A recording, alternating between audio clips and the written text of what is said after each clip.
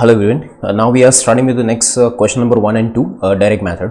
अभी तक जितने भी क्वेश्चंस आपने किए थे वो सारे के सारे क्वेश्चंस इनडायरेक्ट मेथड के थे। Now we are starting with the direct method. So पहले डायरेक्ट मेथड स्टार्ट करने से पहले, क्वेश्चन नंबर 1 स्टार्ट करने से पहले मैं आपको डायरेक्ट मेथड का लॉजिक समझा देता हूँ। क्या डायरेक्ट मेथड क्या काम करता है, कैसे काम करता है और उसमें कैलकुलेशन कैसे करना होता है, उसका फॉर्मेट क्या है, उसका लॉजिक क्या है, वो पहले समझ लेते। तो पहले लॉजिक समझा दो, फिर फॉर्मेट के ऊपर जाते। तो एक छोटा सा एक एग्जाम्पल लेते हैं जिसके ऊपर से आपको उसका लॉजिक समझ में आएगा कि डायरेक्ट मेथड काम कैसे करता है। एक एग्जाम्पल ले, फॉर एग्जाम्पल एक मैं ट्रेडिंग अकाउंट ड्रॉ करता हूं, ट्रेडिंग एंड P&L अकाउंट। समझो आपका trading and profit and loss account, ये आपका एक प्रॉफिट एंड लॉस अकाउंट या ट्रेडिंग अकाउंट कंबाइंड है, ठीक है। इसके अंदर फॉर एग्जांपल सेल्स की इंफॉर्मेशन है 1000 रुपए आपने सेल्स रिकॉर्ड किया था। समझो यहाँ पे 1000 रुपीज का सेल्स रिकॉर्ड हुआ था। फिर समझो डेबिट साइड परचेज रिकॉर्ड किया था आपने, फॉर एग्जांपल 400 रुपीज का परचेज रिकॉर्ड किया था। 1000 रुपए का सेल्स था, परचेज था 400 का। इसके बाद ऑपरेटिंग एक्सपेंसेस बिजनेस में 100 के थे, 100 के ऑपरेटिंग एक्सपेंस है। और नॉन ऑपरेटिंग एक्सपेंसेस या फाइनेंशियल एक्सपेंसेस या in financial expenses non operating expenses for example 50 के थे, ठीक है। सो प्रॉफिट अगर आप कैलकुलेट करो तो 1000 माइनस 550, तो 450 रुपीज का प्रॉफिट आएगा। 1000 माइनस 550, 450 रुपीज का प्रॉफिट आएगा, net profit as per P&L account 450 rupees का आएगा। अब हम जब इनडायरेक्ट मेथड करते हैं तो इनडायरेक्ट मेथड के अंदर हम क्या करते हैं, पहले इनडायरेक्ट मेथड समझाता हूं, फिर डायरेक्ट मेथड कंपेयर करेंगे तो आपको जल्दी समझ आएगा। इनडायरेक्ट मेथड में हम क्या करते हैं, तो इनडायरेक्ट मेथड के अंदर हम प्रॉफिट जो है P&L अकाउंट का प्रॉफिट एंड लॉस जो है 450, वहां से हम क्वेश्चन स्टार्ट करते हैं। बराबर, आपको याद होगा इनडायरेक्ट मेथड इतने सारे क्वेश्चंस किए थे। तो ये सारे क्वेश्चंस के अंदर हम क्वेश्चन स्टार्ट कहां से करते थे, तो we start the question with the profit as per P&L account. इसके बाद हम क्या करते थे, तो प्रॉफिट लेके जो बिजनेस की नॉन ऑपरेटिंग एक्टिविटी थी, non cash non operating activity या non cash non operating income expense, उसको प्लस या माइनस करते थे। मीनिंग देयर बाय, अगर ये इनडायरेक्ट मेथड से अगर ये क्वेश्चन करूं, P&L अकाउंट मेरे को दिया है कितना 450 का प्रॉफिट, अगर मैं इनडायरेक्ट मेथड से अगर कैलकुलेशन करूं तो ये पूरे क्वेश्चन के अंदर ये जो सेल्स है ये ऑपरेटिंग है, परचेज जो है वो ऑपरेटिंग है, ऑपरेटिंग एक्सपेंस ऑब्वियसली ऑपरेटिंग है और नॉन ऑपरेटिंग एक्सपेंस ये नॉन ऑपरेटिंग है, ठीक है। तो ये 450 प्रॉफिट से अगर मैं क्वेश्चन स्टार्ट करूं इनडायरेक्ट मेथड का, तो ये सारी चीजों में से ये एक ही अमाउंट है 50 रुपीज जो नॉन ऑपरेटिंग नेचर का P&L में डेबिट किया है। तो हम क्या करेंगे, क्रेडिट करेंगे, रिवर्स करेंगे। क्रेडिट मीनिंग क्या होता है, प्लस। तो हम क्या करेंगे, तो इसमें 50 रुपीज को प्लस कर देंगे और 50 रुपीज को प्लस करके हमारा फाइनली ऑपरेटिंग एक्टिविटी का कैश फ्लो कितना फाइंड करेंगे, 500 रुपीज, ठीक है। समझ आया आपको, ये 450 रुपीज का नेट प्रॉफिट था, उसमें 50 रुपीज नॉन ऑपरेटिंग एक्सपेंस को हम क्या करते हैं, इनडायरेक्ट मेथड में प्लस करते हैं एंड फाइनली ऑपरेटिंग एक्टिविटी का कैश फ्लो कितना फाइंड करेंगे, 500। This is which method, indirect method. अब फालतू से एक और मेथड समझे, डायरेक्ट मेथड।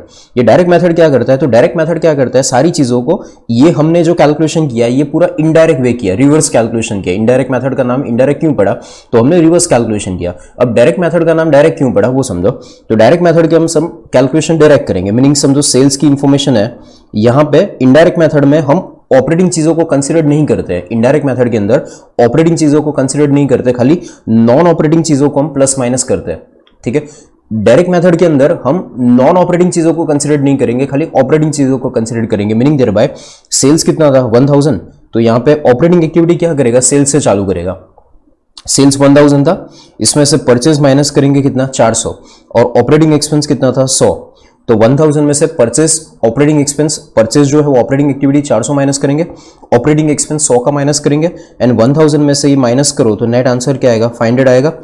इनडायरेक्ट मेथड का आंसर क्या था, 500। डायरेक्ट मेथड का आंसर भी क्या है, 500। सो दोनों मेथड में आपका आंसर कंपेयर करो, आंसर क्या आता है, सेम आता है। लॉजिक समझ आया आपको, बराबर, एकदम फालतू सा लॉजिक है कि डायरेक्ट मेथड क्या करता है, तो डायरेक्ट मेथड सारी ऑपरेटिंग एक्टिविटी की सारी ऑपरेटिंग एक्सपेंस है इनकम्स को डायरेक्टली माइनस प्लस करता है और आंसर वो ऑपरेटिंग एक्टिविटी का कैश इनफ्लो आउटफ्लो फाइंड करता है। जबकि इनडायरेक्ट मेथड में हम सब रिवर्स काउंटिंग करते हैं और इसके ऊपर से कैलकुलेशन करके आंसर ऑपरेटिंग कैश फ्लोज हम फाइंड करते हैं, बराबर।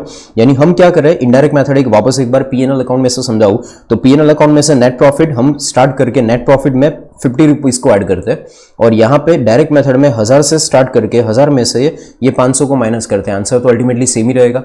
तो this is called direct method, बराबर। अभी डायरेक्ट मेथड का प्रेजेंटेशन कैसे होता है वो समझे। अब इसके बाद अब डायरेक्ट मेथड का जो फॉर्मेट है, ये फॉर्मेट क्या है वो समझने का ट्राई करते हैं। फॉर्मेट में ज़्यादा कोई चेंजेस नहीं है, ऑलमोस्ट सिमिलर फॉर्मेट है, खाली ऑपरेटिंग पार्ट जो था ना उसके अंदर थोड़ा सा चेंज आ रहा है, बाकी इन्वेस्टिंग और फाइनेंसिंग पार्ट जो कैश फ्लो का था उसके अंदर कोई चेंज नहीं है। ऑपरेटिंग पार्ट के अंदर चेंज क्या है, तो सबसे पहले हम स्टार्ट करेंगे सिमिलरली ऑपरेटिंग एक्टिविटीज से अपना क्वेश्चन स्टार्ट होगा। यहाँ पे मैं फॉर्मेट खाली आपको पहले समझा रहा हूँ। हम क्वेश्चन स्टार्ट कहाँ से करेंगे, we start with question with the cash flow from operating activity. इसके अंदर हम कैलकुलेशन क्या क्या लिखेंगे, तो हम यहाँ पे net profit as per P&L से स्टार्ट नहीं करेंगे। यहाँ पे हम 3 चीजें लिखेंगे, हमेशा ये 3 पॉइंट फिक्स होंगे। First one collection from debtors, second payment to creditors and third one payment for operating expenses. 3 चीजें हमेशा ये 3 फिक्स हेडिंग आपको लिख ही देना है। क्वेश्चन डायरेक्ट मेथड का जब आप स्टार्ट करो तो डायरेक्ट मेथड के क्वेश्चन में 3 चीजों को आपको लिख ही देना है। First one collection from debtors, second कौन सा पेमेंट टू क्रेडिटर्स और तीसरा कौन सा पेमेंट फॉर ऑपरेटिंग एक्सपेंसेस। ये 3 बातों को लिखना है, उसके बाद ही क्वेश्चन हमेशा स्टार्ट करेंगे, ठीक है। अब ये 3 पॉइंट लिखने के बाद इसके बाद हमारा इनडायरेक्ट मेथड में आपको याद होगा तो पहले हम नेट प्रॉफिट से चालू करते थे, फिर operating non cash non operating expense को ऐड करते थे, non cash non operating income को माइनस करते थे, फिर cash flow before working capital आता था, उसके बाद वर्किंग कैपिटल प्लस माइनस करते थे। यहाँ पे वर्किंग कैपिटल प्लस माइनस करने की जरूरत नहीं पड़ेगी, क्योंकि वर्किंग कैपिटल का जो पार्ट था ना, वर्किंग कैपिटल में बेसिकली आता क्या है, वर्किंग कैपिटल में क्या आता है, स्टॉक होता है, डेटर होता है, क्रेडिटर होता है, बिल्स पेबल होता है, बिल रिसीवेबल होता है, बराबर। ये सारी चीजें यहाँ पे आ गई। अब देखो कलेक्शन फ्रॉम डेटर्स, ये सब ये डेटर्स का जो कलेक्शन है ये सेल्स है, डेटर्स है, फिर पेमेंट टू क्रेडिटर्स, क्रेडिटर्स का पेमेंट जो है वो सब इंक्लूड हो गया यहाँ पे। ऑपरेटिंग एक्सपेंस यानी कोई भी एक्सपेंस आउटस्टैंडिंग या एडवांस पेमेंट ऑफ एक्सपेंस या सब कुछ, ये जो भी ऑपरेटिंग एक्सपेंस से रिलेटेड जितने भी आप अकाउंट्स बोलो, बिल रिसीवेबल बिल्स पेबल है तो क्रेडिटर्स के अंदर कवर कर देंगे, बराबर। तो ये सारी की सारी चीजें जो वर्किंग कैपिटल से रिलेटेड होती है, स्टॉक था तो स्टॉक जो था वो स्टॉक क्रेडिटर्स के अंदर एडजस्ट इनडायरेक्टली हो जाएगा, बराबर। ये सारी की सारी चीजें यहाँ पे हम ये तीनों चीजों के अंदर collection from debtors, payment to creditors and payment for operating expenses, तीनों चीजों के अंदर सारे के सारे वर्किंग कैपिटल वाले जितने पॉइंट है वो सारे ये 3 चीज के अंदर कवर हो जाएंगे। सो वर्किंग कैपिटल वाला जो पोर्शन था वो यहाँ पे नहीं बनेगा। सो सबसे पहले वापस एक बार स्टार्ट करें, कहां से स्टार्ट करना, cash flow from operating activity. उसमें पहला पॉइंट क्या लिखेंगे, कलेक्शन फ्रॉम डेटर्स, सेकंड क्या लिखेंगे, payment to creditors, third one क्या आएगा, पेमेंट फॉर ऑपरेटिंग एक्सपेंस। इसके बाद जो आंसर आएगा, ये आंसर को हम क्या बोलेंगे, cash flow before tax. Working capital निकल गया, सीधा आंसर क्या आएगा, कैश फ्लो बिफोर टैक्स। इसमें से माइनस करना है टैक्स पेड, उसके बाद आंसर आएगा cash flow before extra ordinary items. उसके बाद प्लस माइनस क्या करेंगे, एक्स्ट्रा ऑर्डिनरी आइटम्स। उसके बाद आंसर जो आएगा उसको क्या बोलेंगे, बोलो, net cash flow from operating activity, बराबर। तो ये छोटा सा एक चेंज है, कैश फ्लो बिफोर टैक्स के बाद तो पूरा फॉर्मेट सेम है, और ऊपर वर्किंग कैपिटल पोर्शन निकल गया और net profit as per P&L से चालू नहीं करना है। यहां से कैलकुलेशन स्टार्ट कहां से करेंगे, ये 3 पॉइंट्स आपको हमेशा fix cash flow statement format में जैसे फॉर्मेट आप ड्रॉ करो तो ये 3 पॉइंट आपको ऑपरेटिंग एक्टिविटी के अंदर लिख देना है। वर्किंग कैपिटल क्यों नहीं आएगा समझ आया होगा आपको, डेटर क्रेडिटर और ऑपरेटिंग एक्सपेंस को हमने डायरेक्टली कंसीडर कर लिया, सो इनडायरेक्टली वो वर्किंग कैपिटल के पार्ट में नहीं आएगा, क्योंकि यहाँ पे वर्किंग कैपिटल के जितने भी पॉइंट्स है वो सब यहाँ पे कवर हो गए, बराबर। वापस एक बार फॉर्मेट बोल दे, चलो बोलो साथ साथ। सबसे पहले स्टार्ट कहां से होगा, cash flow from operating activities में सबसे पहला पॉइंट क्या आएगा, कलेक्शन फ्रॉम डेटर, सेकंड क्या आएगा, पेमेंट टू क्रेडिटर, तीसरा क्या होगा, पेमेंट फॉर ऑपरेटिंग एक्सपेंस। उसके बाद आंसर क्या आएगा, कैश फ्लो बिफोर टैक्स, उसमें माइनस क्या करेंगे, टैक्स पेड। उसके बाद आंसर क्या होगा, cash flow before extraordinary item, उसके बाद प्लस माइनस एक्स्ट्राऑर्डिनरी आइटम्स, और फाइनली आंसर क्या आएगा, net profit as per net profit नहीं, net cash flow from operating activity. इसके बाद जो आंसर होगा, सेकंड नंबर पार्ट होगा, that will be cash flow from investing activity, और उसके बाद होगा cash flow from financing activity, और उसके बाद plus opening cash and cash equivalence, और आंसर क्या आएगा, closing cash and cash equivalence, ठीक है। तो ये अपना फॉर्मेट थोड़ा सा चेंज, खाली ऑपरेटिंग पार्ट के अंदर थोड़ा सा चेंज था, बाकी इन्वेस्टिंग और फाइनेंसिंग में कोई चेंज नहीं होगा, ठीक है। सो जो मेथड है ना, डायरेक्ट मेथड, इनडायरेक्ट मेथड, ये दोनों मेथड है ना, आप देखें तो ऑपरेटिंग एक्टिविटी के व्यू पॉइंट से ही है। दोनों मेथड के अंदर इन्वेस्टिंग और फाइनेंसिंग को तो कोई फर्क ही नहीं पड़ा, मीनिंग जो मेथड है वो मेथड तो खाली ऑपरेटिंग एक्टिविटी के व्यू पॉइंट से मेथड है, डायरेक्ट मेथड, इनडायरेक्ट मेथड, बाकी इन्वेस्टिंग और फाइनेंसिंग को कोई फर्क नहीं पड़ता, बराबर है, बराबर समझ, आपको फॉर्मेट समझ आया होगा। ओके, इसमें एक इंपॉर्टेंट बात यह है और कि यहाँ पे जितने भी वर्किंग कैपिटल के जो अकाउंट्स होंगे, वर्किंग कैपिटल के जो लेजर होंगे बैलेंस शीट के अंदर, वो सबका अकाउंट बाय डिफॉल्ट बनाना पड़ेगा।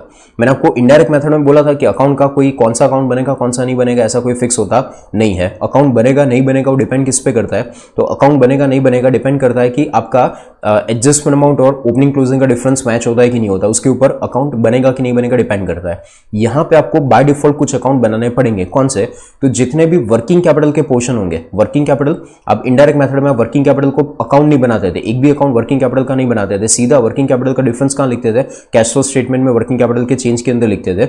यहाँ पे working capital, debtor, creditor, payment for expense, outstanding expense, advance tax, advance कोई भी एक्सपेंस, ये सारे के सारे जितने भी अकाउंट्स होंगे वर्किंग कैपिटल से रिलेटेड, सारे के सारे वर्किंग कैपिटल वाले अकाउंट बनेंगे और उसमें से कलेक्शन या पेमेंट एक्चुअली कैश इनफ्लोज और आउटफ्लो फाइंड होगा और उसको हम ऑपरेटिंग एक्टिविटी के अंदर शो करेंगे।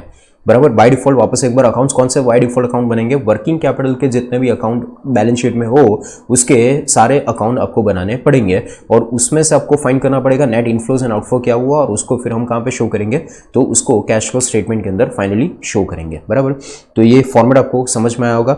इसके बाद हम क्वेश्चन नंबर 1 यहाँ पे स्टार्ट, क्वेश्चन नंबर 1 से स्टार्ट करते हैं। क्वेश्चन नंबर 1 क्लास वर्क का first question, that is from for direct method.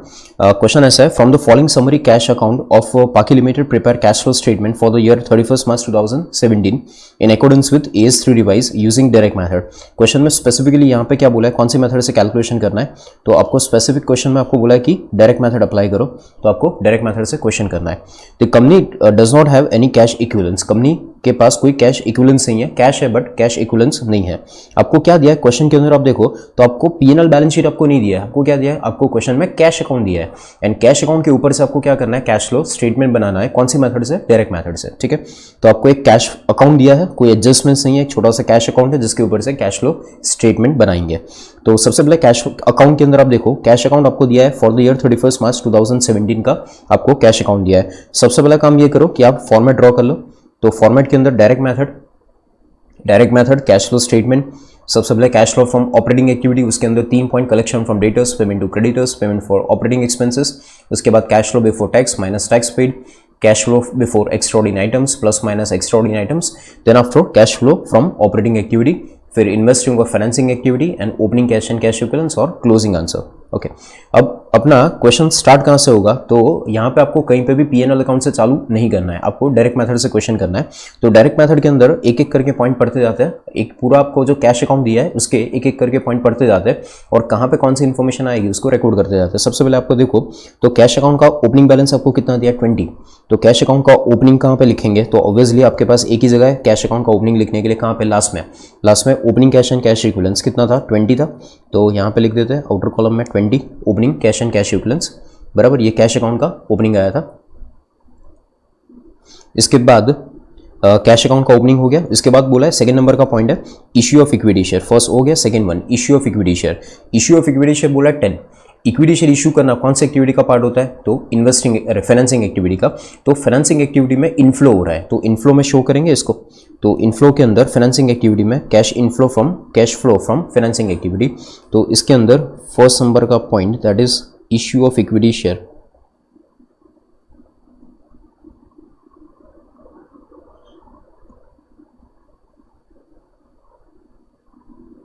Issue of equity share कितना? 10। तो इश्यू ऑफ इक्विटी शेयर यहाँ पे 10 शो करेंगे। इसके बाद बोला है receive from customer. Receive from customer क्या होता है? Collection from debtors. तो हम फॉर्मेट जो बोल रहे थे उसमें ऑपरेटिंग एक्टिविटी के अंदर कलेक्शन फ्रॉम डेटर्स हम शो करते थे। तो यहाँ पे कलेक्शन फ्रॉम डेटर्स, यहाँ पे आप देखो फर्स्ट नंबर का पॉइंट है कलेक्शन फ्रॉम डेटर्स। तो इसके अंदर इसको शो करना है कलेक्शन फ्रॉम डेटर्स कितना था? तो receive from customer that is collection from debtors 20। तो कलेक्शन फ्रॉम डेटर्स इसको यहाँ पे शो करेंगे ऑपरेटिंग एक्टिविटी के अंदर कलेक्शन फ्रॉम डेटर्स कितना? 20।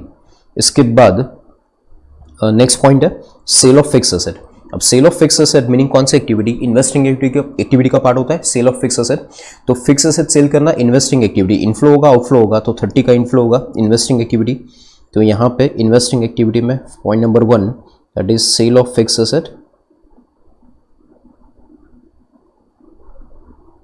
सेल ऑफ फिक्स एसेट कितना? 30।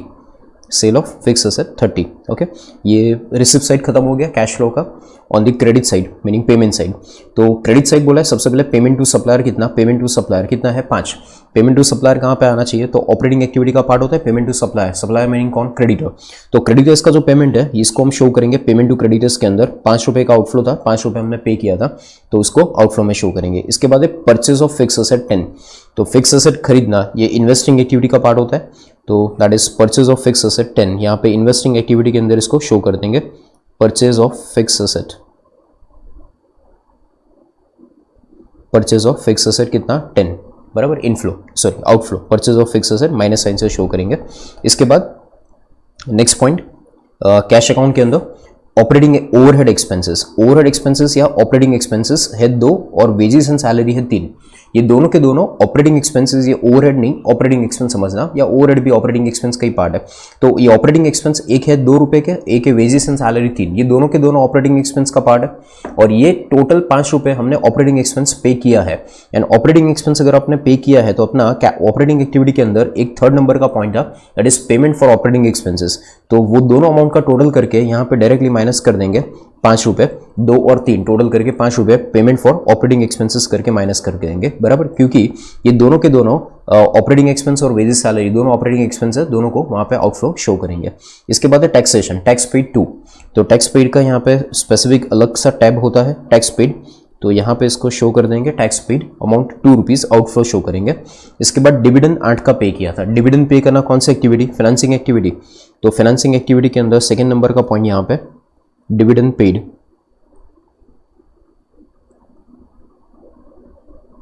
डिविडेंड पे करना फाइनेंसिंग एक्टिविटी का पार्ट होगा, तो उसको यहाँ पे आउटफ्लो शो करेंगे। इसके बाद repayment of bank loan 20, repayment of bank loan, loan का रीपेमेंट करना, ये लोन का रीपेमेंट करना ये भी फाइनेंसिंग एक्टिविटी में आउटफ्लो शो होगा, तो इसको भी लोन का रीपेमेंट करना, रीपेमेंट ऑफ लोन 20, तो इसको भी यहाँ पे शो करेंगे repayment of loan 20, cash flow from that is financing activity. और लास्ट में क्लोजिंग कैश आपको दिया है 30, ये आपको लिख नहीं देना है पहले से, ये आपको आंसर लाना है, ठीक है। अब यहाँ पे अपना पूरा कैलकुलेशन कंप्लीट हो गया। Cash flow from operating activity, सबसे पहले cash flow from operating activity 20 -5 total करे तो कितना होगा 20 - 10, तो आउटफ्लो आउटर कॉलम में या फिर पहले इनर कॉलम में सॉरी, यहाँ पे नेट कितना होगा 10, ओके। इसमें से 2 का टैक्स पेड किया था, वो कैश फ्लो बिफोर टैक्स यहाँ पे आप शो कर सकते हैं 10, उसमें से 2 टैक्स पेड माइनस किया था, तो यहाँ पे cash flow before extraordinary items 8, extraordinary items का balance 0, and finally cash flow from operating activity कितना 8, ओके, जिसको आउटर कॉलम में शो करेंगे।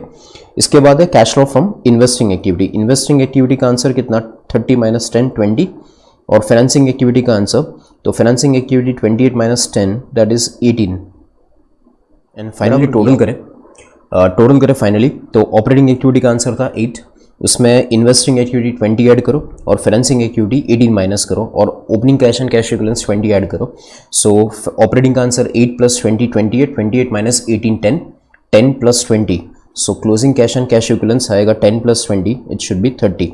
सो 30 आंसर अपना होगा। और फाइनली अपना कैश अकाउंट का क्लोजिंग चेक करें तो कैश अकाउंट का क्लोजिंग भी 30 आ रहा है। सो फाइनली अपना आंसर यहाँ पे 30 closing cash and cash equivalents यहाँ पे मैच हो गए, बराबर। इस क्वेश्चन के अंदर आपको बैलेंस शीट और P&L नहीं दिया था, ओनली कैश अकाउंट दिया था। और कैश अकाउंट के ऊपर से जब आप कैश फ्लो स्टेटमेंट बनाते हैं तो फिर आपको कोई अकाउंट बनाने की जरूरत नहीं, बिकॉज वो जो कैश अकाउंट है ना वो इटसेल्फ आपका कैश फ्लो स्टेटमेंट ही है, बट वो cash account cash flow statement ही है, बट वो अलग फॉर्मेट में है, वो लेजर के फॉर्मेट में। वो लेजर के फॉर्मेट में जो कैश अकाउंट था उसको हमने एक अलग फॉर्मेट में जस्ट प्रेजेंट कर दिया। That is the answer of question number 1 यहाँ पे कंप्लीट होता है। Hello everyone, next question we are starting, that is question number 2।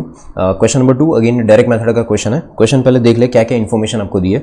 सबसे पहले from the following information question पढ़ ले। From the following information contain in the income statement and balance sheet of the strong limited you are required to prepare cash flow statement as per direct method. Specific question में बोला है कि कौन सी method apply करो, direct method. अगर question में ना बोला हो तो आप इनडायरेक्ट मेथड कर सकते हैं। ये क्वेश्चन जो हम करेंगे क्वेश्चन नंबर 2 ये इनडायरेक्ट मेथड से भी हो सकता है, आप लोग ट्राई कर सकते हैं। यही क्वेश्चन को आप इनडायरेक्ट मेथड से भी कर सकते हैं और इसमें इन्वेस्टिंग फाइनेंसिंग एक्टिविटी का आंसर तो सेम ही रहेगा, खाली ऑपरेटिंग एक्टिविटी चेंज होगा। तो आप इस क्वेश्चन को होमवर्क में आप इनडायरेक्ट मेथड से भी एक बार ट्राई कर सकते हैं। सो डायरेक्ट मेथड का ये क्वेश्चन में बोला है। सबसे पहले आपको इनकम स्टेटमेंट दिया, दैट इज P&L अकाउंट आपको दिया है। तो नेट प्रॉफिट सबसे पहले आपको दिया है नेट सेल्स। नेट सेल्स में से कॉस्ट ऑफ सेल माइनस किया, डेप्रिसिएशन माइनस किया, salary wages, operating expense, provision for depre minus किया। सो आंसर आया नेट ऑपरेटिंग प्रॉफिट। उसके बाद है non recurring incomes. Non recurring income इसमें है profit on sale of investment.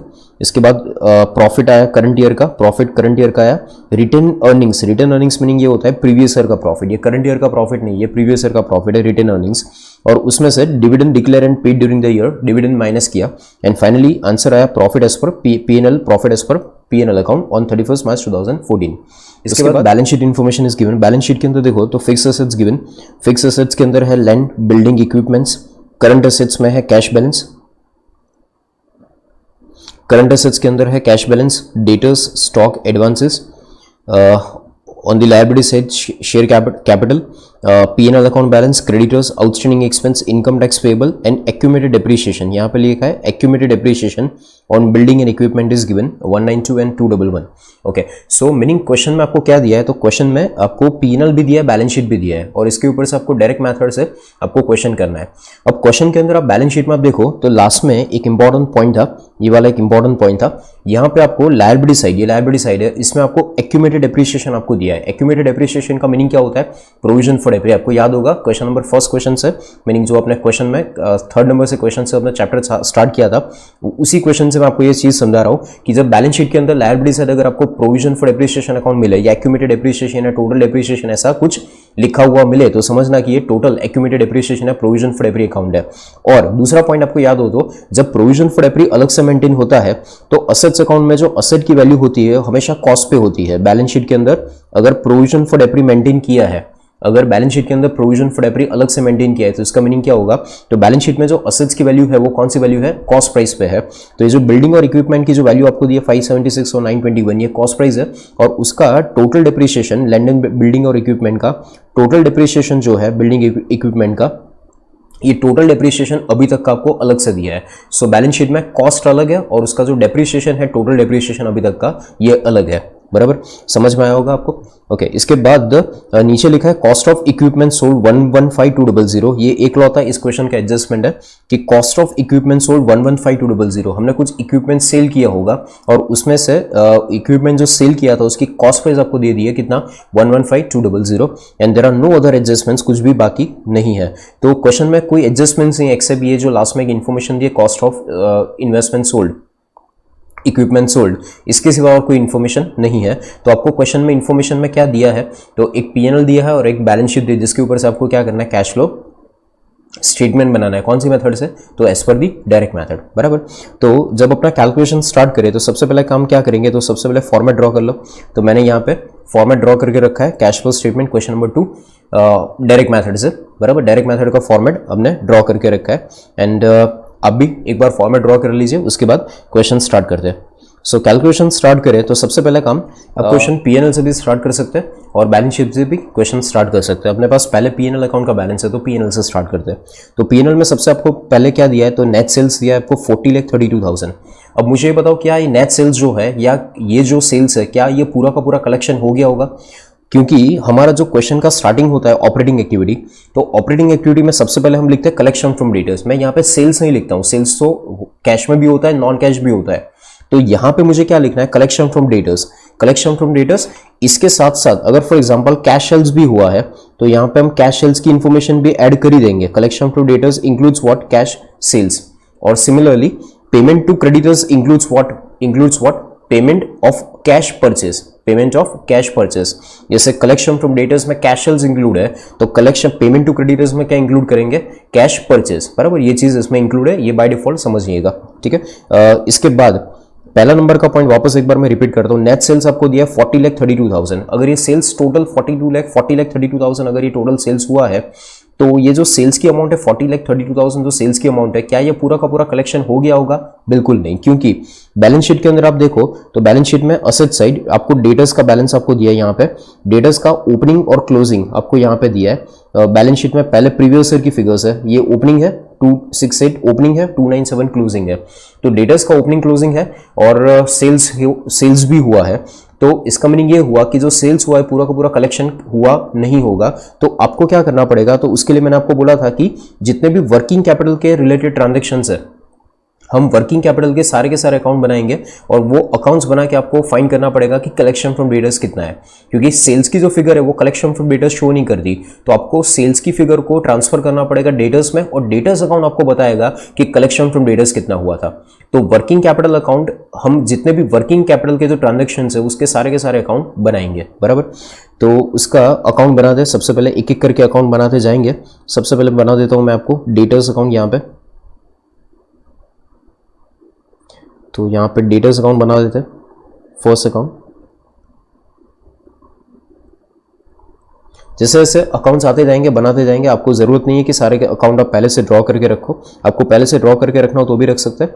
Debtors account opening है 268800, ओपनिंग बैलेंस 268800, यहां पे debit side to balance brought down 268800 opening balance, और डेटर्स का क्लोजिंग बैलेंस, तो closing balance by balance credit down कितना था, तो डेटर्स का क्लोजिंग था 297600, तो डेटर्स का क्लोजिंग बैलेंस यहां पे शो कर दे 297600, डेटर्स का क्लोजिंग है, ठीक है। अब आपको सेल्स की फिगर क्या दी है, तो सेल्स की फिगर ये है कि 40,32,000 का सेल्स हुआ था, 40,32,000 का सेल्स हुआ था। तो सेल्स की एंट्री पास करेंगे, 40,32,000 का सेल्स हुआ था, तो सेल्स की एंट्री पास करेंगे डेटर्स टू सेल्स। तो डेटर्स अकाउंट में डेबिट साइड आएगा to sales account, debtors account में डेबिट साइड एंट्री क्या आएगी, debtors to sales, amount 40,32,000, 40,32,000 amount एक बार कंफर्म कर ले, 40,32,000 का सेल्स हुआ था। तो सेल्स की एंट्री हमने डेटर्स अकाउंट में ट्रांसफर कर दी। अब डेटर्स अकाउंट में ट्रांसफर करने के बाद डेटर्स अकाउंट को क्लोज करेंगे ना, तो डेटर्स अकाउंट में से हमें क्या मिलेगा, कलेक्शन फ्रॉम डेटर्स, बराबर। तो कैश सेल्स अगर होता तो कैश सेल्स अलग से लिखते, वो डायरेक्टली कैश फ्लो स्टेटमेंट में लिखाते। कैश सेल्स को आपको डेटर अकाउंट में ट्रांसफर करने की जरूरत नहीं, वो डायरेक्टली आप कैश फ्लो स्टेटमेंट में दिखा सकते हैं। बट अगर क्रेडिट सेल्स है, बराबर, यहाँ पे सेल्स के बारे में आपको कुछ बोला नहीं कि कैश सेल्स है कि क्रेडिट सेल्स है, तो इसको सेल्स को हम पूरा अज्यूम करेंगे कि वो क्रेडिट सेल्स हुआ था। तो ये क्रेडिट सेल्स अगर हुआ है, अगर ये क्रेडिट सेल्स हुआ है तो क्रेडिट सेल्स हमने डेटर्स अकाउंट में ट्रांसफर कर दिया, अज्यूमिंग कि पूरा का पूरा क्रेडिट सेल्स है। फिर ओपनिंग 268800 प्लस 40,32,000 माइनस 297,600, तो डिफरेंस आपका डेटर अकाउंट का डिफरेंस आ रहा है 400,3200। तो यहाँ पे डेटर्स अकाउंट का बैलेंस यहाँ पे शो करेगा कलेक्शन फ्रॉम डेटर्स, यहाँ पे बाय कैश अकाउंट 400,3200, 40,03,200, ये डेटर्स के पास से इतना कलेक्शन हुआ था। अब डेटर्स के पास से जो कलेक्शन हुआ, तो ये डेटर्स का कलेक्शन हम इसको ऑपरेटिंग एक्टिविटी में शो करेंगे, कलेक्शन फ्रॉम डेटर्स। अगर ये कैश सेल्स कहीं पे क्वेश्चन में होता तो कैश सेल्स यहाँ पे डायरेक्टली शो करते, तो यहाँ पे कैश सेल्स आपको नहीं दिया, तो directly credit sales 40,03,200। So sales का ट्रांजेक्शन हो गया। इसके बाद नेक्स्ट पॉइंट है कॉस्ट ऑफ सेल्स। तो कॉस्ट ऑफ सेल्स यहाँ पे क्या होता है कि टोटल जितना हमने सेल्स किया था, तो उसमें टोटल के जो सेल्स हुआ उसमें गुड्स कितना था, मीनिंग स्टॉक कितना गया, कितना हमारा जो सेल्स हुआ उसमें जो सेल्स की कॉस्ट है वो आपको यहाँ पे दिया 31,68,000। तो ये जो ट्रांजेक्शन है कॉस्ट ऑफ सेल, ये अपनी सेल्स की कॉस्ट दिखा रहा है। तो ये बेसिकली इतनी इन्वेंट्री है जितनी हमने सेल की, जो हमने परचेस की होगी इन्वेंट्री, इतनी इन्वेंट्री हमने सेल की है 31,68,000। सो ये जो बेसिकली ट्रांजेक्शन है ये अपने स्टॉक से रिलेटेड है, ये जो ट्रांजेक्शन है ये अपने स्टॉक से रिलेटेड, जो बैलेंस शीट के अंदर आपको दिया है। आपको ट्रेडिंग अकाउंट के अंदर ओपनिंग स्टॉक क्लोजिंग स्टॉक अलग से आपको नहीं दिया है, बट यहाँ पे आपको बैलेंस शीट के अंदर स्टॉक की इन्फॉर्मेशन आपको दे दी है। ओपनिंग स्टॉक है 422,400 और क्लोजिंग स्टॉक है 153,600। तो पहला काम, अब यहाँ पे ये भी वर्किंग कैपिटल का ही पार्ट होता है, स्टॉक भी एक वर्किंग कैपिटल का पार्ट है, तो इसका स्टॉक अकाउंट प्रिपेयर करना पड़ेगा। तो एक और अकाउंट यहां पे बना देते हैं, स्टॉक अकाउंट। तो एक सेकेंड अकाउंट यहां पे बना लेते हैं, स्टॉक अकाउंट। स्टॉक अकाउंट का ओपनिंग बैलेंस और स्टॉक अकाउंट का क्लोजिंग बैलेंस। तो सबसे पहले स्टॉक का ओपनिंग क्लोजिंग लिख लेते हैं। तो स्टॉक का ओपनिंग था 422,400, स्टॉक अकाउंट का ओपनिंग बैलेंस है 422,400 और स्टॉक का क्लोजिंग बैलेंस था 153,600। तो स्टॉक का क्लोजिंग बैलेंस यहाँ पे 53,600 ओपनिंग स्टॉक क्लोजिंग स्टॉक हो गया। इसके बाद क्वेश्चन में आगे कॉस्ट ऑफ सेल से आपको यहाँ पे दिया था 31,68,000। इसका मीनिंग ये हुआ कि 31,68,000 का स्टॉक हमारे पास से गया। अगर स्टॉक हमारे पास से गया तो स्टॉक के लिए रूल क्या है, आए तो डेबिट जाए तो क्रेडिट। तो स्टॉक अपने पास से 31,68,000 का स्टॉक अपने पास से गया तो स्टॉक अकाउंट में क्रेडिट साइड यहाँ पे आएगा बाय कॉस्ट ऑफ सेल्स। इतना स्टॉक हमारे पास से गया, अगर गया तो इसको क्रेडिट करेंगे स्टॉक अकाउंट में क्रेडिट साइड। तो 31,68,000 का स्टॉक हमारे पास से गया था तो यहाँ पे इसको शो करेंगे 31,68,000 इतना स्टॉक हमारे पास से गया। तो अगर ये सेल्स स्टॉक अकाउंट अब मैं क्लोज करूँ तो स्टॉक अकाउंट के ऊपर से मेरे को इन्फॉर्मेशन क्या मिलेगी, तो स्टॉक अकाउंट का credit side total 31,68,000 plus 153,600 minus debit side 422,400 comes to 28,99,200। Difference क्या है 28,99,200। ये 28,99,200 जो डिफरेंस आया था इसको हम क्या बोलेंगे, परचेज। ये क्या हुआ, purchase. So this is your total purchase. Stock account में डेबिट साइड जो होता है वो परचेज होता है और क्रेडिट साइड जो होता है वो सेल्स होता है। So opening stock closing stock अपने पास था क्वेश्चन में बैलेंस शीट के अंदर। कॉस्ट ऑफ सेल्स आपके पास क्वेश्चन में ट्रेडिंग अकाउंट के अंदर आपको पीएनएल में दिया था तो इसके ऊपर से मेरे को परचेज मिल गया। ये परचेज कैश फ्लो स्टेटमेंट में कहीं नहीं आएगा, बट परचेज कहां से किया होगा, तो परचेज किया होगा क्रेडिटर के पास से। तो जब आप क्रेडिटर अकाउंट बनाओगे तो क्रेडिटर अकाउंट में आपको परचेज दिखाना पड़ेगा। और आप क्वेश्चन के अंदर आप देखो तो क्वेश्चन में आपको कहीं पे भी देखो सेल्स दिया है, कॉस्ट ऑफ सेल्स दिया है, बट परचेज नहीं दिया है। परचेज नहीं दिया है तो परचेज आपके पास इंफॉर्मेशन नहीं थी, तो परचेज की इंफॉर्मेशन हमने कहां से फाइंड कर दी, स्टॉक अकाउंट में से। और ये परचेज की इंफॉर्मेशन जो मिली ये कैश फ्लो स्टेटमेंट के अंदर कहीं नहीं जाएगा, ये सीधा जाएगा आपका कहां पे, तो ये परचेज की इंफॉर्मेशन को यहां पे शो करेंगे अपने क्रेडिटर अकाउंट में। इसके बाद वो बाद में शो करेंगे। इसके बाद नेक्स्ट पॉइंट आता है डिप्रीशिएशन। तो डिप्रीशिएशन जो 96,000 है ये non cash non operating expense में कवर होता था इनडायरेक्ट मेथड में। तो इनडायरेक्ट मेथड अगर होता तो इसको हम प्लस करते, बट डायरेक्ट मेथड के अंदर इसको आपको टच करने की जरूरत नहीं है तो इसको यहाँ पे कुछ नहीं करेंगे, डिप्रीशिएशन एज इट इज रहने दो, इसको नहीं करना है कुछ। आपको डायरेक्ट मेथड में कौन सी चीजों को यहाँ से पकड़ना है, तो आपको ऑपरेटिंग चीजों को पकड़ना है, नॉन ऑपरेटिंग और नॉन कैश चीजों को छोड़ दो। नॉन ऑपरेटिंग और नॉन कैश चीजों को छोड़ दो, बाकी जो ऑपरेटिंग एक्टिविटी की ट्रांजैक्शंस है उसको आपको कंसिडर करना है। सो डिप्रीशिएशन का आप यहाँ पे कुछ नहीं करेंगे। इसके बाद है सैलरी वेजेस और ऑपरेटिंग एक्सपेंसेस। तो ये सैलरी वेजेस 384 ऑपरेटिंग एक्सपेंस, ये दोनों ऑपरेटिंग एक्सपेंस हुआ, इसको कंबाइंड ही कंसिडर करना पड़ेगा। हमेशा कोई भी एक्सपेंस ऑपरेटिंग एक्सपेंस के फॉर्म में हो तो इसको हम कंबाइंड कंसिडर करेंगे, बिकॉज जब हम कैश फ्लो स्टेटमेंट बनाते हैं तो कैश फ्लो स्टेटमेंट के अंदर थर्ड नंबर का पॉइंट हम लिखते हैं पेमेंट फॉर ऑपरेटिंग एक्सपेंस। अब ऑपरेटिंग एक्सपेंस एक्स हो, वाई हो या जेड हो, कोई भी टाइप का ऑपरेटिंग एक्सपेंस हो, इसको हम लिखेंगे साथ में, ठीक है। तो एक हम अकाउंट बना लेते हैं। बैलेंस शीट में एक बार चेक कर ले क्या एक्सपेंस से रिलेटेड कोई आउटस्टैंडिंग या एडवांस अकाउंट है क्या। तो बैलेंस शीट के अंदर आप देखो तो बैलेंस शीट के अंदर यहाँ पे liability side there is account of outstanding expense. Outstanding expense का एक अकाउंट है। और असेट साइड देखो तो असेट साइड एक एडवांस एक्सपेंस का अकाउंट है, एडवांस का एक अकाउंट है। और outside liability side outstanding expense का अकाउंट है। ये भी एक्सपेंस है, ये जो एक्सपेंस एडवांस अकाउंट है ये भी एक एक्सपेंस का अकाउंट है। और आउटस्टैंडिंग एक्सपेंस अकाउंट जो आप देख रहे हैं ये भी एक एक्सपेंस का अकाउंट है। ये दोनों एक्सपेंस के अकाउंट है। तो ये दो के अलग अकाउंट भी आप बना सकते हैं या ये दोनों को मर्ज करके एक मर्ज अकाउंट भी बना सकते हैं। मर्ज बनाओगे तो आपको लॉजिक समझ में आएगा और जल्दी ट्रांजेक्शन आपको एंट्री समझ में आएगी कि क्या हुआ था। तो ये जो दो अकाउंट है एडवांस अकाउंट और ये आउटस्टैंडिंग एक्सपेंस अकाउंट, ये दोनों को मैं कंबाइन करके एक ही अकाउंट में बना देता हूं, बिकॉज ये और कुछ नहीं, ये एक्सपेंस से रिलेटेड है। तो आप कोई भी एक नाम दे सकते हैं एक्सपेंस का, आउटस्टैंडिंग एक्सपेंस भी आप नाम दे सकते हैं। ये भी अल्टीमेटली हुआ वर्किंग कैपिटल का part, work expense advance expense payment advance में किया हो या आउटस्टैंडिंग हो तो it's a part of working capital. और वर्किंग कैपिटल के मैंने आपको बोला था सारे अकाउंट बनाने पड़ेंगे।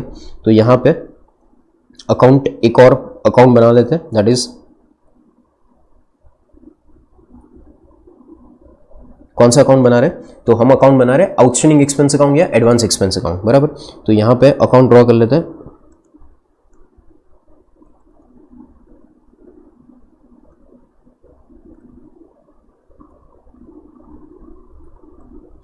आउटस्टैंडिंग एक्सपेंस अकाउंट या एडवांस एक्सपेंस अकाउंट, ठीक है। ये एक अकाउंट यहां पे ड्रॉ कर लिया।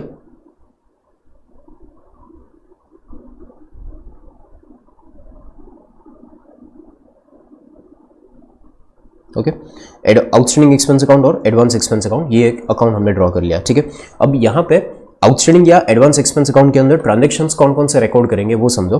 तो इसके अंदर सबसे पहले एडवांस का ओपनिंग और क्लोजिंग शो कर देते। तो एडवांस का ओपनिंग 12480 और 14480, 12480 एडवांस का डेबिट बैलेंस होता है टू बैलेंस ब्रॉट डाउन 12480 और closing balance bye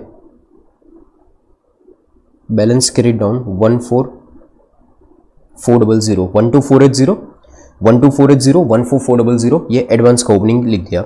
outstanding expense का ओपनिंग था 38400 एंड 76800, 38400 ओपनिंग बैलेंस बाय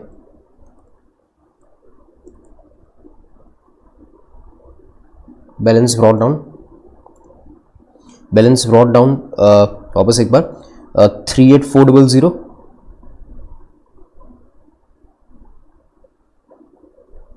38400 और क्लोजिंग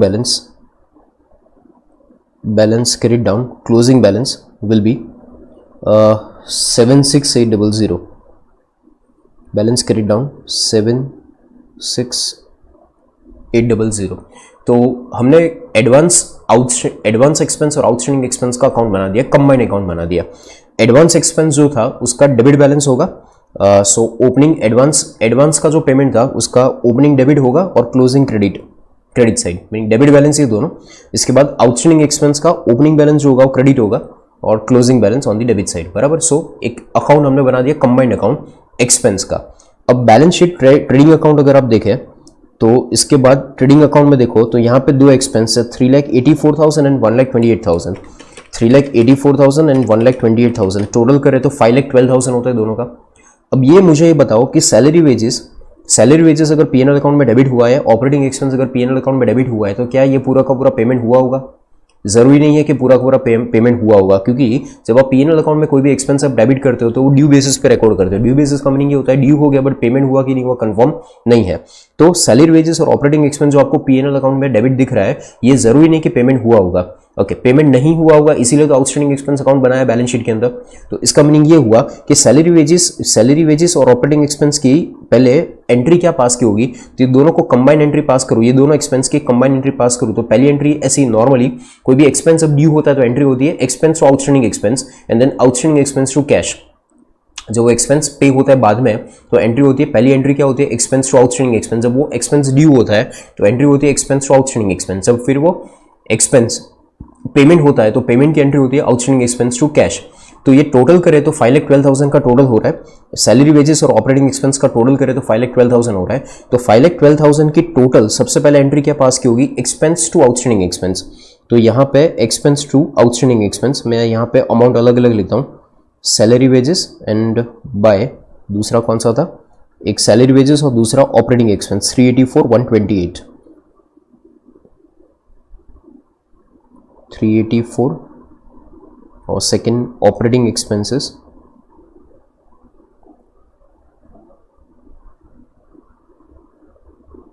1,28,000, 384 एंड 128, ये दोनों एक्सपेंस टू आउटस्टैंडिंग एक्सपेंस से एंट्री पास कर दी। ठीक है, अब ये एंट्री पास करने के बाद जब आप ये अकाउंट क्लोज करोगे तो आपको ये पता चलेगा कि फाइनली हमने पेमेंट ऑफ कैश एक्सपेंस का पेमेंट फाइनली कितना किया था। तो ये अकाउंट को अब मैं क्लोज करूँ, यहीं पे साथ में इसको क्लोज कर ही देते। आपको लास्ट में क्लोज करना हो तो भी आप लास्ट में भी क्लोज कर सकते हैं।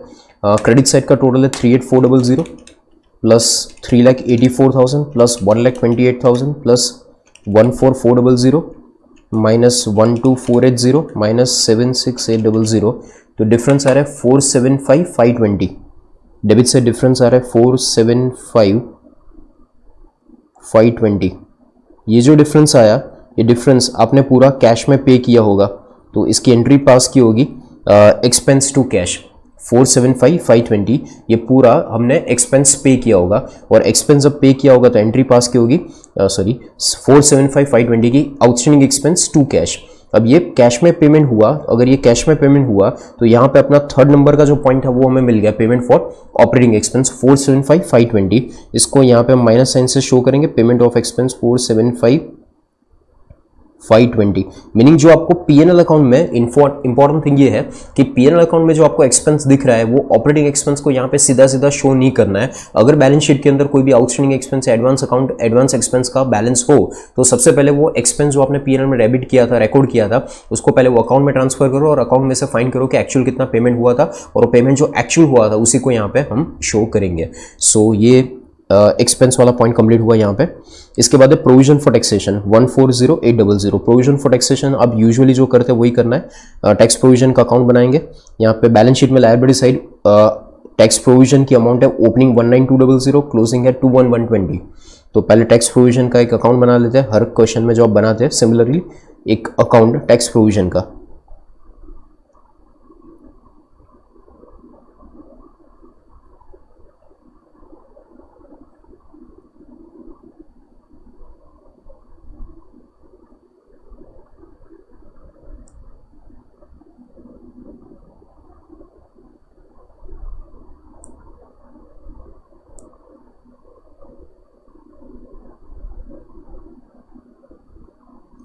तो यहाँ पे टैक्स प्रोविजन अकाउंट बना देते हैं।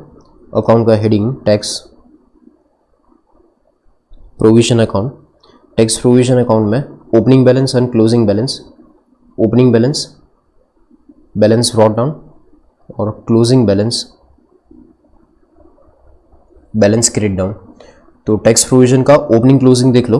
तो यहाँ पे टैक्स का ओपनिंग है 19200, ओपनिंग बैलेंस है 19200, और क्लोजिंग बैलेंस था टैक्स प्रोविजन का, क्लोजिंग बैलेंस था 21,120, 21,120।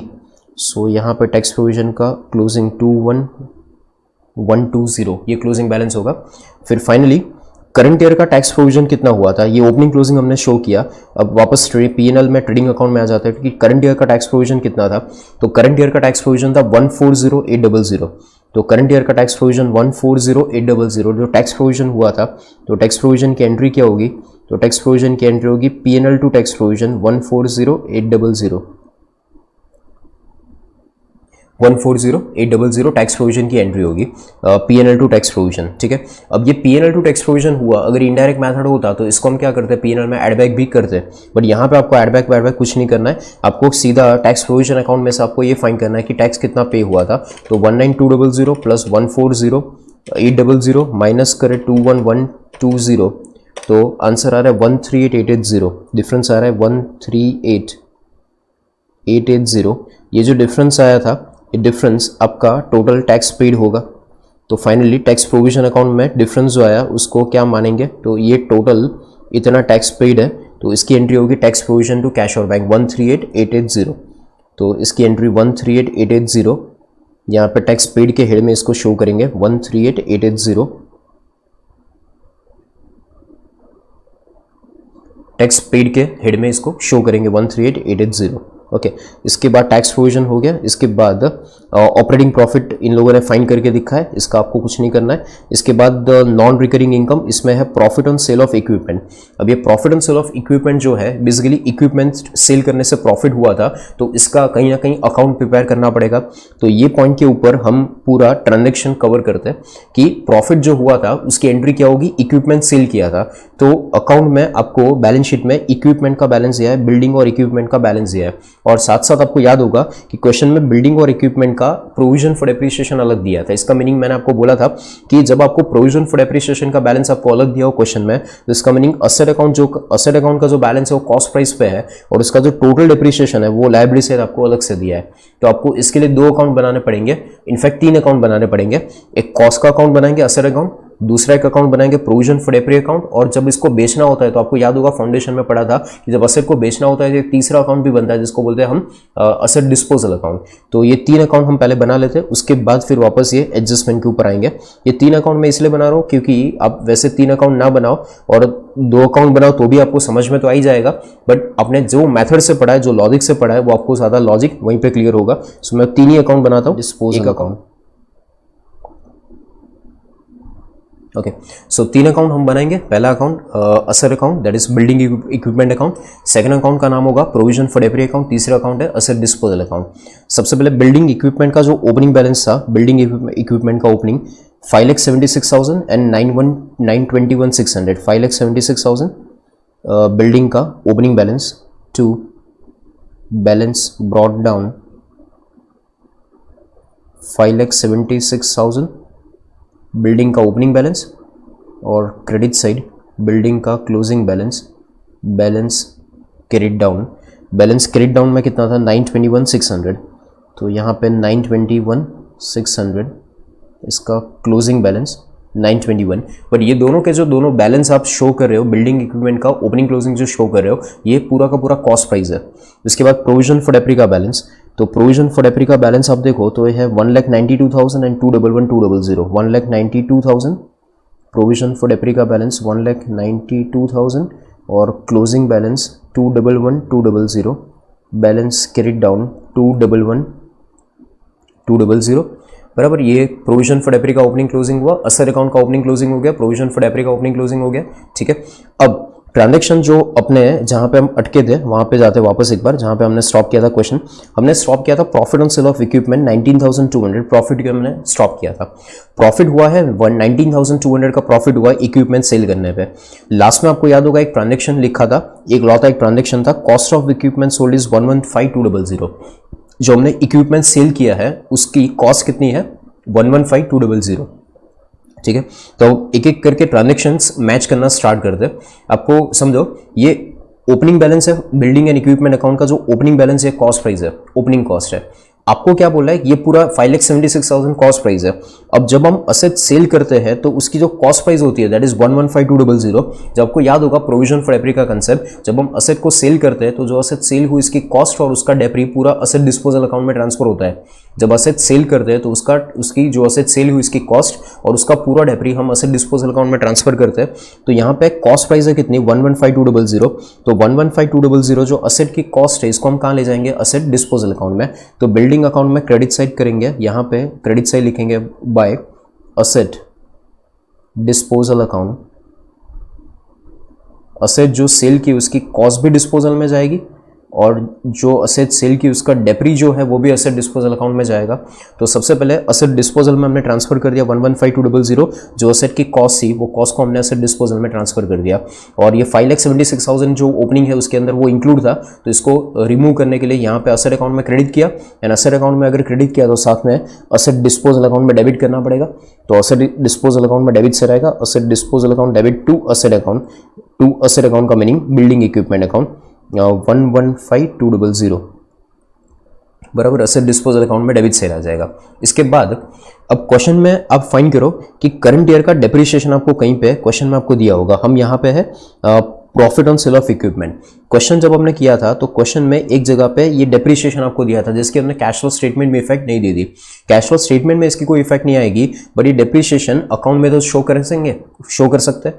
तो 96,000 का जो डेप्रिसिएशन है ये डेप्रिसिएशन अकाउंट के अंदर तो शो करेंगे, और अकाउंट कौन से अकाउंट में शो करेंगे तो 96,000 प्रोविजन फॉर डेप्री अकाउंट में जाएगा। क्योंकि जब आप provision for depre account maintain करते हैं, जब आप provision for depre account maintain करते हैं तो कॉस्ट प्राइस अलग दिखाते हैं। ये जो अकाउंट के अंदर हमने कॉस्ट शो किया वो कॉस्ट अलग दिखते हैं और डेप्रिसिएशन पूरा अलग शो होता है, वो प्रोविजन फॉर डेप्री में जाता है। सो 96,000 जो करंट ईयर का डेप्री है उसकी एंट्री क्या पास होगी, तो उसकी एंट्री यहाँ पे पास होगी डेप्री टू प्रोविजन फॉर डेप्रिसिएशन 96,000।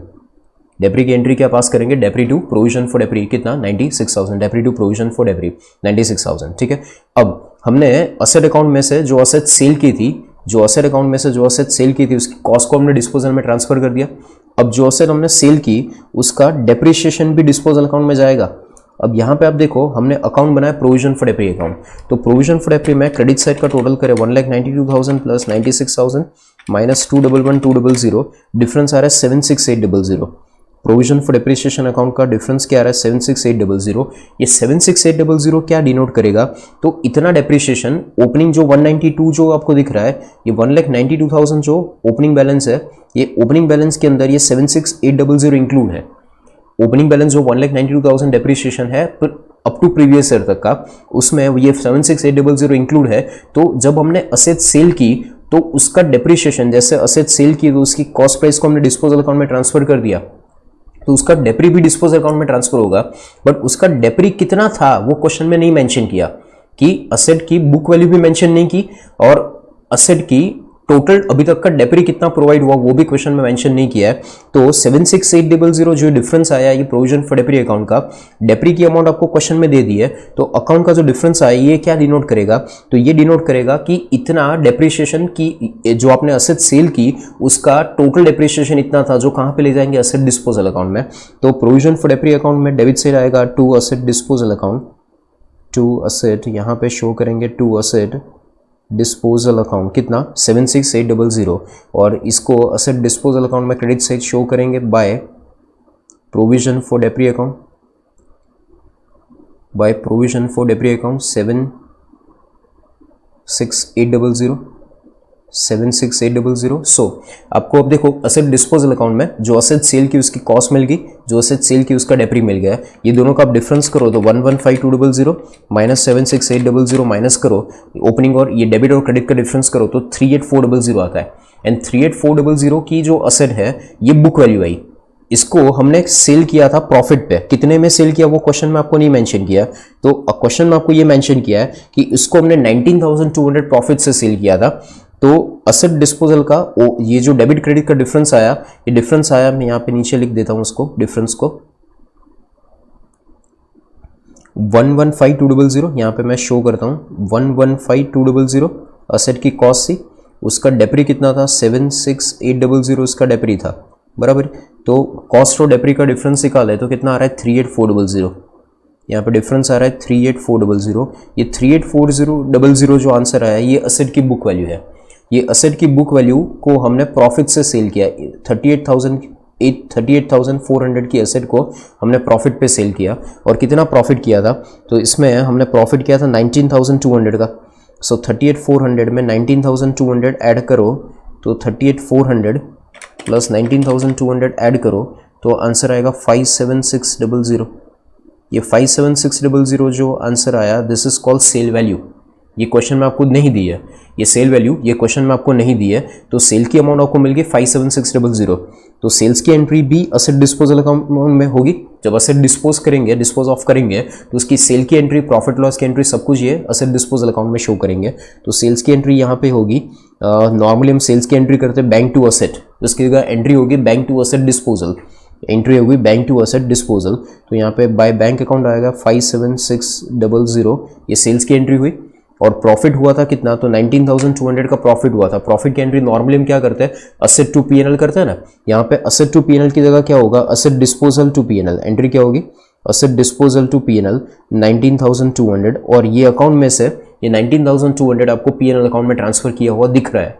ये 19,200 जो पीएनएल में आपको दिख रहा है वो यहाँ से ट्रांसफर हुआ होगा। और अब ये असेट डिस्पोजल अकाउंट को क्लोज करो तो ये हमेशा कंपलसरी, जब प्रॉफिट लॉस की एंट्री करो तो ये अकाउंट कंपलसरी टैली होना चाहिए 134,400 डेबिट का टोटल, और क्रेडिट का टोटल भी सेम ही होगा 134,400।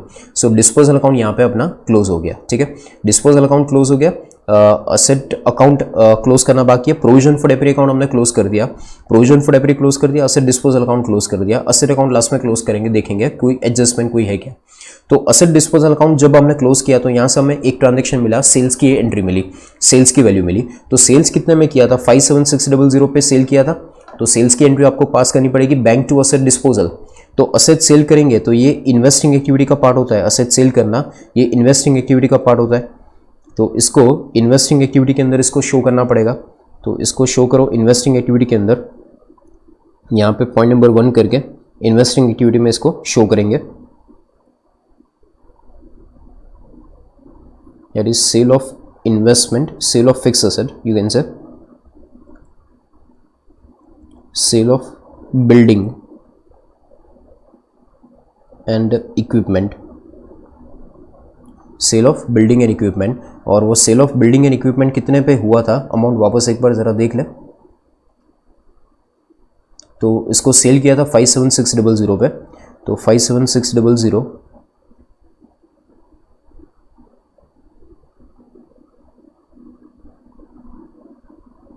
यहाँ पे 57600 00 ये आपको कैश इनफ्लो होगा। और जो प्रॉफिट की एंट्री थी, अगर ये इनडायरेक्ट मेथड होती तो प्रॉफिट की एंट्री भी हम शो करते। तो यहाँ पे हम सेल्स की एंट्री पास कर दी, बराबर। और बिल्डिंग अकाउंट आपको क्लोज करना हो तो एट प्रेजेंट आप इसको भी क्लोज कर सकते हैं, क्योंकि अब इसके अंदर क्वेश्चन में और कोई एडजस्टमेंट है नहीं।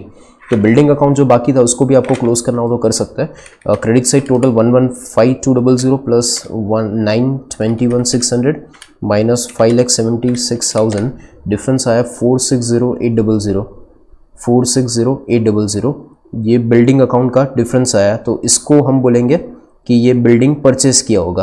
तो उसकी एंट्री क्या होगी, building and equipment account debit to bank account 460,800। तो बिल्डिंग एंड इक्विपमेंट जो परचेस किया, तो इन्वेस्टिंग एक्टिविटी के अंदर इसको शो करना पड़ेगा, purchase of building and equipment.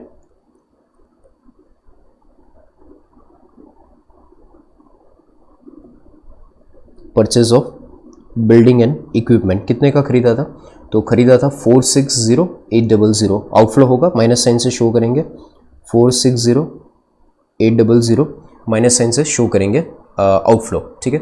सो यहाँ पे बिल्डिंग इक्विपमेंट अकाउंट क्लोज हो गया, प्रोविजन फॉर डेप्री क्लोज हो गया, असेट डिस्पोजल क्लोज हो गया। और क्वेश्चन में क्या नहीं दिया था, तो क्वेश्चन के अंदर आपको क्वेश्चन में कॉस्ट प्राइस दी थी, प्रॉफिट दिया था, सेल वैल्यू नहीं दी थी, इवन बुक वैल्यू भी नहीं दी थी, बराबर। अब यहाँ पे देखो ये इन्फॉर्मेशन में ये कॉस्ट प्राइस है, ये क्वेश्चन में आपको दे दिया था। इसका टोटल डेप्रीशिएशन कितना था, ये मिसिंग था, ये इन्फॉर्मेशन डेप्री मिसिंग था, तो बुक वैल्यू भी मिसिंग था। और प्रॉफिट की इन्फॉर्मेशन ये जो है ये आपको दिया था। सो आपके पास दो इन्फॉर्मेशन थी, ये कॉस्ट प्राइस आपके पास थी और ये प्रॉफिट की इन्फॉर्मेशन आपके पास थी। और आपके पास ना तो डेप्री था, ना तो बुक वैल्यू थी, ना तो सेल वैल्यू थी, जो हमने यहाँ से हमने कैलकुलेट किया, बराबर। वापस एक बार कैसे फाइंड किया था, तो सबसे पहले बिल्डिंग अकाउंट में से हमने जो बिल्डिंग अकाउंट में जो बिल्डिंग सेल किया उसकी कॉस्ट को क्वेश्चन में दे दी है। प्रोविजन फॉर डेप्री अकाउंट में से हमने क्या फाइंड किया, तो प्रोविजन फॉर डेप्री की एंट्री करने के बाद, प्रोविजन फॉर डेप्री अकाउंट में डेप्री की एंट्री करने के बाद जो असेट सेल की उसका डेप्री फाइंड किया, डेप्री मिल गया, कॉस्ट आपको क्वेश्चन में दी थी, कॉस्ट क्वेश्चन में भी थी। प्रोविजन फॉर डेप्री अकाउंट में से जो असेट सेल की उसका डेप्री मिल गया, तो उसमें से आपको बुक वैल्यू मिली, बुक वैल्यू में प्रॉफिट ऐड किया, लॉस होता तो माइनस कर दे, प्रॉफिट हुआ तो ऐड किया, तो सेल वैल्यू मिली, तो सेल्स की एंट्री कर दी, प्रॉफिट लॉस की एंट्री कर दी और कैश फ्लो स्टेटमेंट में भी इसको शो कर दिया। सो यहाँ पे ये वाला ट्रांजेक्शन कंप्लीट हुआ। इसके बाद नेक्स्ट ट्रांजेक्शन प्रॉफिट वाला हो गया। इसके बाद है रिटर्न प्रॉफिट। रिटर्न प्रॉफिट का आपको कुछ नहीं करना है, return profit meaning previous year profit होता है उसका आपको कुछ नहीं करना है। और लास्ट में dividend paid during the year 115,200, dividend pay करना फाइनेंसिंग एक्टिविटी का पार्ट होता है, तो इसको फाइनेंसिंग एक्टिविटी में शो कर देंगे 115,200 dividend paid, 115,200 dividend paid outflow show करेंगे। और अगर ये इनडायरेक्ट मेथड होता तो ये पीएनएल में ऐड बैक कर दे, डिविडेंड पेड पीएनएल में ऐड बैक कर दे। सो ये पूरा अपना पीएनएल अकाउंट हमने देख लिया, एडजस्टमेंट तो कोई था ही नहीं, बट पीएनएल अकाउंट देख लिया। अकाउंट नेसेसरी अकाउंट्स, नॉर्मली अभी तक हमने जो अकाउंट्स बनाए हैं, अब देखो सारे के सारे वर्किंग कैपिटल के अकाउंट्स होने, debtor, creditor, stock, asset account एक एक्स्ट्रा खाली बनाया है, बाकी ऑलमोस्ट सारे अकाउंट जो हमने बनाए वो वर्किंग कैपिटल से रिलेटेड बनाए। इसके बाद बैलेंस शीट खाली आपको रीड करना बाकी, इसके बाद बैलेंस शीट एक एक करके पॉइंट देखना चालू करते। तो बैलेंस शीट के अंदर सबसे पहले आप देखो, तो बैलेंस शीट में फर्स्ट आपको दिया है लैंड का बैलेंस। तो लैंड में ओपनिंग बैलेंस है 76,800 और क्लोजिंग है 153,600। डिफरेंस करो तो 76,800 इंक्रीज हो रहा है बैलेंस। इसका मीनिंग ये हुआ कि लैंड परचेज किया होगा। तो लैंड परचेज करेंगे तो इन्वेस्टिंग एक्टिविटी का पार्ट होगा, तो इसको इन्वेस्टिंग एक्टिविटी में शो करेंगे यहाँ पे पॉइंट नंबर 3 करके, that is purchase of land, that is 76,800 and that will be outflow, minus sign से शो करेंगे 76,800। ओके इसके बाद बिल्डिंग इक्विपमेंट अकाउंट, लैंड हो गया, लैंड बिल्डिंग इक्विपमेंट अकाउंट हमने बना दिया। कैश का ओपनिंग क्लोजिंग, तो कैश ओपनिंग है 96,000, क्लोजिंग है 115,200। तो कैश का ओपनिंग 96,000 यहाँ पे हम लिख देते, आंसर हमें फाइंड करना है, हम ओपनिंग लिख देते, खाली क्लोजिंग हम आंसर फाइंड कर लेंगे। 96,000 का आंसर ओपनिंग था, ठीक है। क्लोजिंग 115,200 वो हमें फाइंड करना है, वो देख लेंगे। इसके बाद कैश बैलेंस हो गया डेटर्स। तो डेटर्स का हमने ऑलरेडी अकाउंट बना दिया था। अब देखो डेटर्स अकाउंट यहाँ पे सबसे पहले हमने बनाया था और डेटर्स में से कलेक्शन फ्रॉम डेटर्स हमने फाइंड कर दिया था, तो वो ऑलरेडी हो चुका है डेटर्स अकाउंट, बराबर। इसके बाद स्टॉक, तो कैश हो गया, डेटर्स हो गया, स्टॉक का अकाउंट हमने बना दिया था। स्टॉक के अकाउंट में से हमने याद हो तो आपको हमने स्टॉक अकाउंट में से परचेज फाइन किया था और स्टॉक अकाउंट से परचेज फाइन करके फिर इसको क्रेडिटर अकाउंट में ट्रांसफर भी कर दिया था। इसके बाद क्रेडिटर अकाउंट में ट्रांसफर करना, शायद स्टॉक अकाउंट में से परचेज फाइन किया था, क्रेडिटर अकाउंट में ट्रांसफर भी करेंगे। इसके बाद एडवांस का अकाउंट, तो एडवांस का अकाउंट ऑलरेडी हमने बना दिया था एक्सपेंस वाले अकाउंट के साथ। एडवांस एक्सपेंस और आउटस्टैंडिंग एक्सपेंस दोनों का कंबाइंड अकाउंट था। इसके बाद कैपिटल अकाउंट, तो कैपिटल अकाउंट का ओपनिंग और क्लोजिंग चेक करो तो क्लोजिंग है 710,400, ओपनिंग है 5,76,000, डिफरेंस करो तो 134,400, 134,400 डिफरेंस आ रहा है। इसका मीनिंग ये कैपिटल इंक्रीज हो रहा है। तो कैपिटल इंक्रीज हो रहा है तो it's a cash flow from capital increase हो रहा है, cash flow from financing activity. तो 134,400 फाइनेंसिंग एक्टिविटी के अंदर शेयर कैपिटल रेज्ड या capital issued, capital raised 134,400 capital बढ़ रहा है, सो इनफ्लो होगा 134,400, कैपिटल रेज या कैपिटल इशू लिख सकते हैं। इसके बाद पीएनएल अकाउंट का जो बैलेंस है, हम इनडायरेक्ट मेथड नहीं कर रहे तो इसको पीएनएल अकाउंट के बैलेंस को आपको कुछ नहीं करना है। क्रेडिटर्स का बैलेंस है ओपनिंग 384 और क्लोजिंग है 374,400। क्रेडिटर्स अकाउंट चेक कर ले बनाया है कि बाकी है। तो हमने डेटर्स बनाया था, स्टॉक बनाया था, एक्सपेंस बनाए थे, ओके। क्रेडिटर्स अकाउंट बाकी था तो क्रेडिटर्स अकाउंट बना देते। क्रेडिटर्स अकाउंट में ओपनिंग क्लोजिंग और परचेज की इंफॉर्मेशन क्वेश्चन में आपको दी नहीं थी, पर परचेज की इंफॉर्मेशन हमने फाइंड कर ली थी।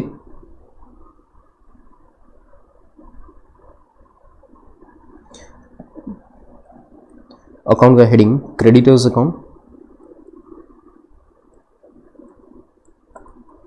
ओपनिंग बैलेंस बाय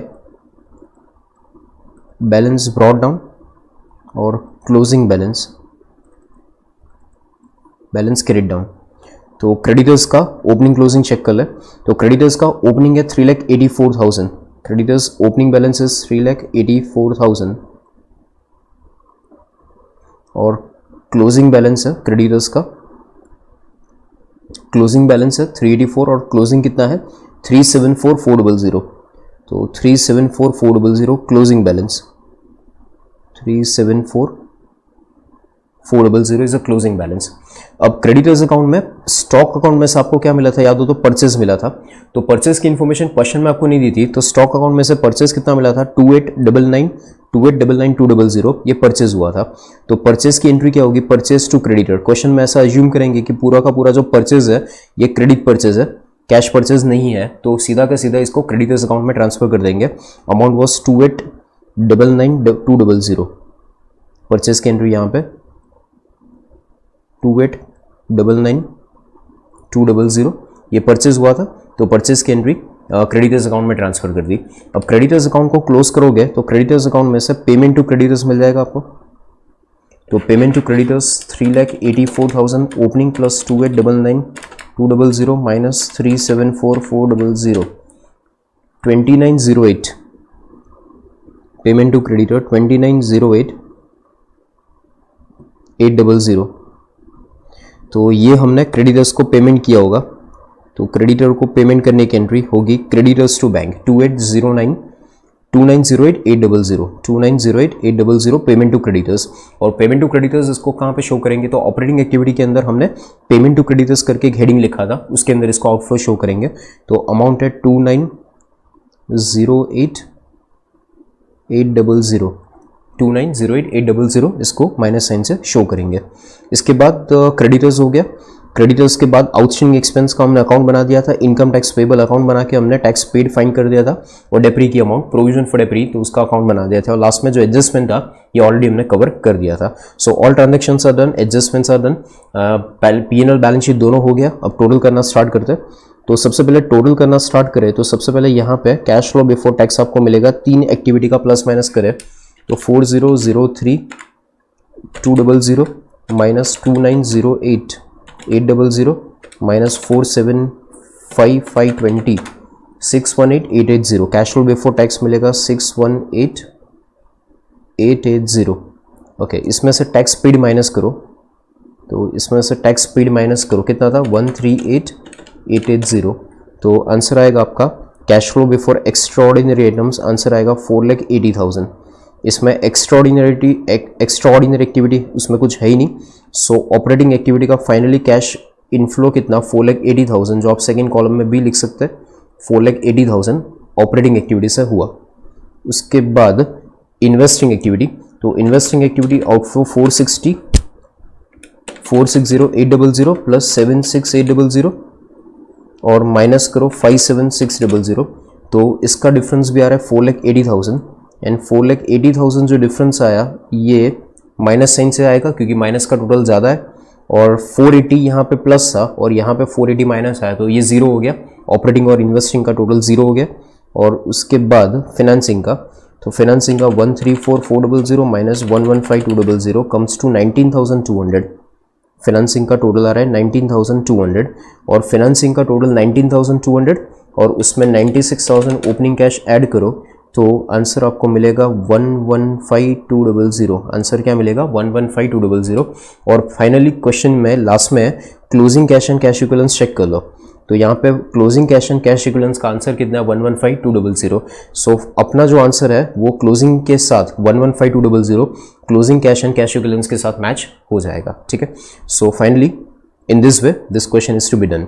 तो इंपॉर्टेंट खाली क्वेश्चन में ये क्वेश्चन आप इनडायरेक्ट मेथड से भी कर सकते हैं, एक बार ट्राई भी कीजिएगा। और सेम आंसर इन्वेस्टिंग और फाइनेंसिंग में कोई चेंज नहीं होगा, खाली ऑपरेटिंग एक्टिविटी में चेंज आएगा।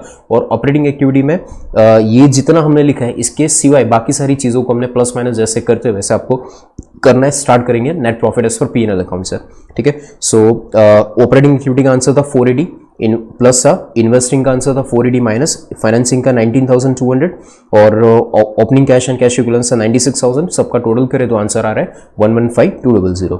और बाकी जितने भी हमने अकाउंट्स बनाने थे वो सारे अकाउंट बना दिए। If you like this video, share it with your friends. Subscribe to our YouTube channel to watch more such videos and learn from our expert faculty members.